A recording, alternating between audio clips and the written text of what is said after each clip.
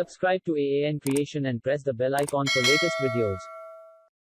Welcome again, friends. The Chromium version of Microsoft Edge also includes tab preview similar to the tab preview bar available in the legacy version, which allows you to hover over your open tabs to switch to the right page more quickly, but it's still an experimental feature. However, if you're using the stable release of Microsoft Edge, you can enable the feature from the Flags Advanced Settings page. In this video, you'll learn the steps to enable and disable tab previews in the Chromium version of Microsoft Edge on Windows 10. To enable tab previews on Chromium Edge, use these steps: open Microsoft Edge, and type the following path in the address bar and press enter. Next, use the tab hover cards drop-down menu on the right and select the enabled option. And click the restart button. Once you complete the steps, upon restart of the browser, when you have multiple tabs open, you can hover over them to see a preview with the name of the page. Google Chrome also includes an option to show a thumbnail image preview, which is not available in the current version of Microsoft Edge, but it may arrive on a later update.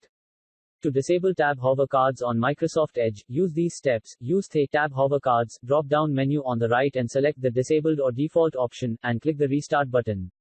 After you complete the steps, tab previews no longer will be available on Microsoft Edge Chromium. These instructions are focused on Windows 10, but they should also work on Windows 8, Windows 7, Mac OS, and even Linux when it becomes available.